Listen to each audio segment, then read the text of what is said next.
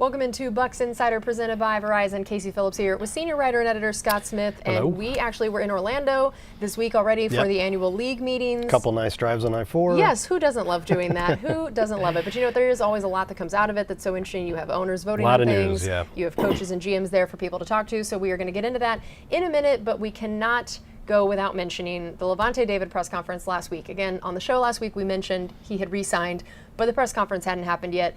Just too many lovely things said like in his it. daughter, for instance. I mean, who doesn't want? I want a kid Kids in every at press conference. I think it should be a requirement that there's one at every press conference. But we wanted to give you a listen to Jason Licht and Lavonte David talking at the press conference last week. For an organization to draft me and be able to have that faith in me, give me a contract after 3 years, just goes to show like how they feel about me. So it was only right that I ride it out to see how far this thing gonna go, and it's been a blessing, and I'm thankful. And we got a Super Bowl out of it, so I'm definitely grateful for that.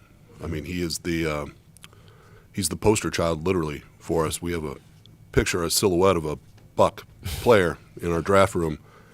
It says, "I am that man," and this is the person that we want in a player. The traits that you just, or some of them that we just said, and it doesn't show his face, but it is Lavonte. So he's the one that we look for every year. He's the standard.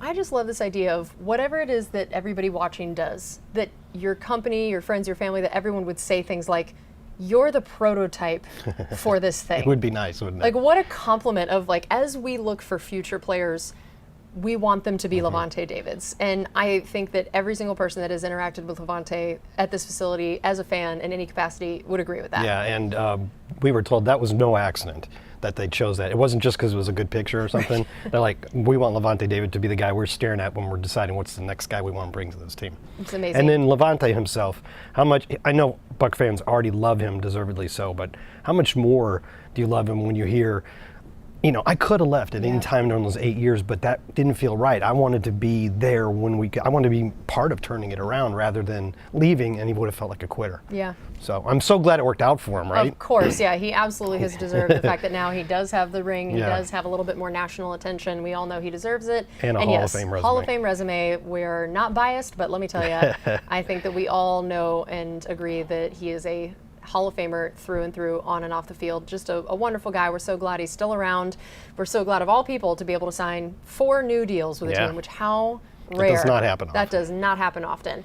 Someone else signed a deal with the Bucs again. We are continuing to dwindle down that free agency list a little bit. Zach Trenner, the long snapper, re-signed with the Bucs. Tell me a little bit about this and then what it means for how many guys we still have on that pending free agency list. Yeah, it's obviously right before free agency and right in the first few hours of it, the Bucs had their top priority list, and Mike Evans, Baker Mayfield, all that. But, there were some other guys there on that list. There were originally 23 players if you count the guys that could have been restricted and exclusive rights free agents, and then Russell Gage's last year option was declined. So it ended up being a total of 23 guys. And to this point, you can see the list here. 4 of them have found spots on new teams, and 7 of them remain. But the Buccaneers have brought back 12 of them, and that's listed alphabetically. That's not in order of who I thought was most important.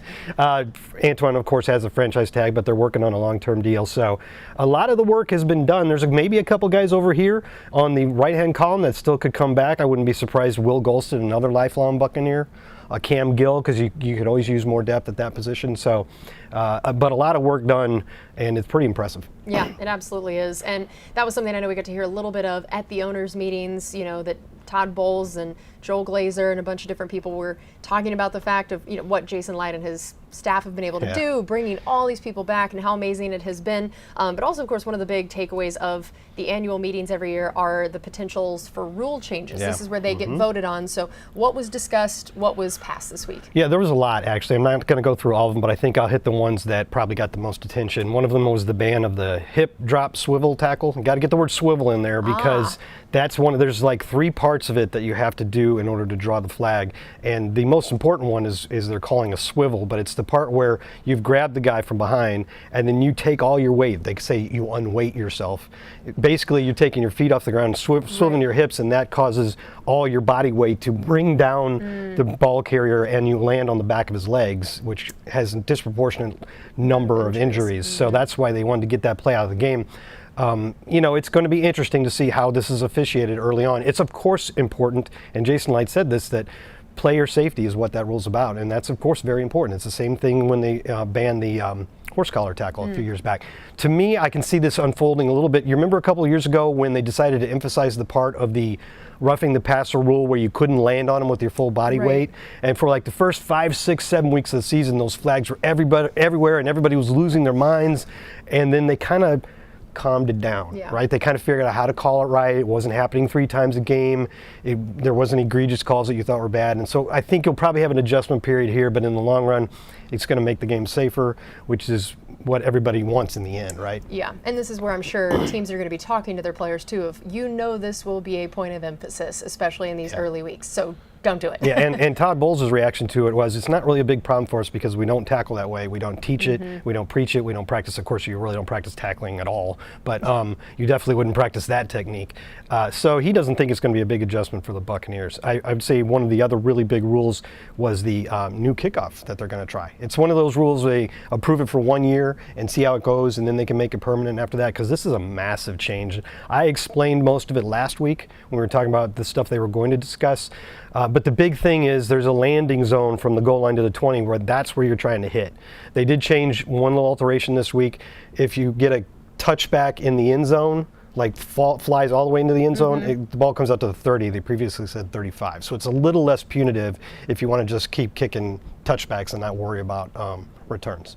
This is going to be really interesting. And I can't wait to see all the ways this will affect a team's strategy, players they keep, because even the idea of special teamers that they almost make the roster purely for their special team skills, is that more of a thing, less of a thing? Does it change the body type, the type of player that is your prototypical one? Is speed less important than just short field tackling ability? Is your punter, is your kicker the one kicking off? I think it's going to be fascinating. We have a lot of answers ahead of us, but you mentioned like how you put a roster together. One little thing that Todd Bowles pointed out when somebody asked, do you want to find more options as a return man?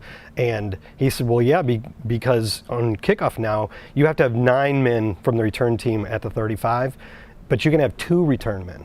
And you don't want to let the ball, we talked about this last week, you don't want to let the kick hit in the landing zone, then go into the end zone, because then it's a touchback to the 20. So I think it's likely that people will put 2 return men back and have them split the field. And so you want 2 guys you're comfortable returning. Like last year, Devin Tompkins literally handled every single punt and kickoff return for the Bucs.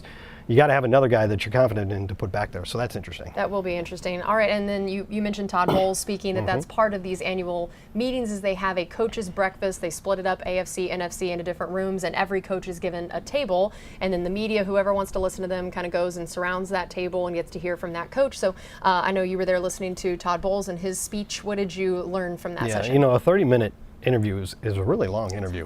So by the end of it, as someone who does 30-minute shows each week with Coach Bowles, these used to be an hour, literally an hour. Insane. It's so many questions. And well, it gets to the point where people are cycling around and they come back and they ask a question that's already been asked before, but whatever. In 30 minutes, you cover a lot. And so Todd hit on a lot of different parts of the team. A couple of them that stood out for me. We've already talked about Jordan Whitehead and his return and how good that is for the Buccaneers. But another point he made was Jordan's a really good communicator, and not that Antoine isn't back there, but when the two of them played together, Jordan was the more vocal of the two in terms of getting people into place. And so now Todd feels like he's got a really good communicator at all 3 levels, and Vita Vea up front, Lavonte David in the middle, and Jordan Whitehead back there at the back. So that's interesting. Yeah, and then I know we always love talking about edge and corners. Yeah.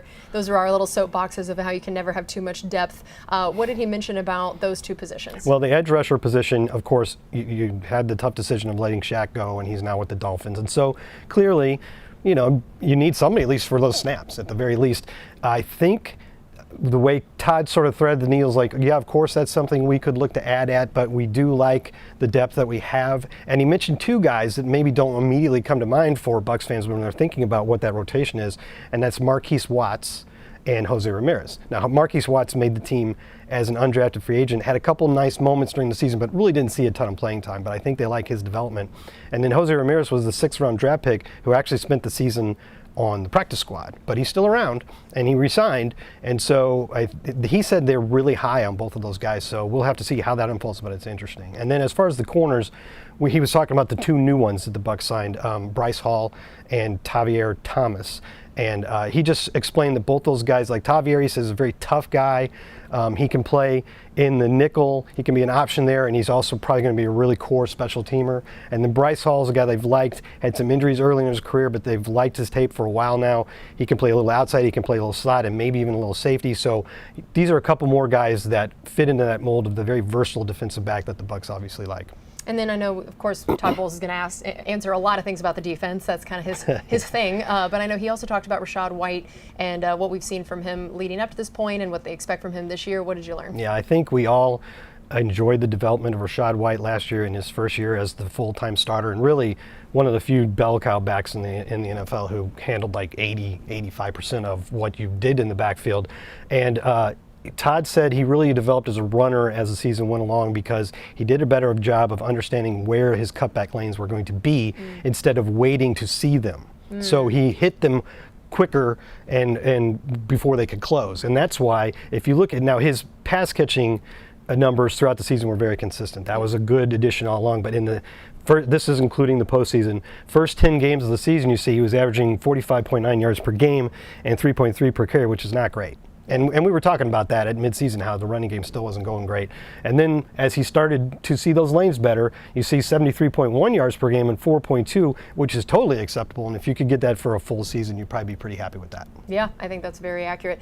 It always makes me think of the quote you always hear of Peyton Manning talking about how he was taught like what open was in the NFL of a throw, and how it's like you have to predict it being open, and that the 10th of a second of a window is open, and it feels similarly with the running back and how you diagnose those lanes, that if you already see it, it's too late. It's going to be close by the time the ball gets there, yes. Yeah, that's interesting. All right, well, that's going to do it for us on this edition of Buccaneers Insider. We'll see you next week.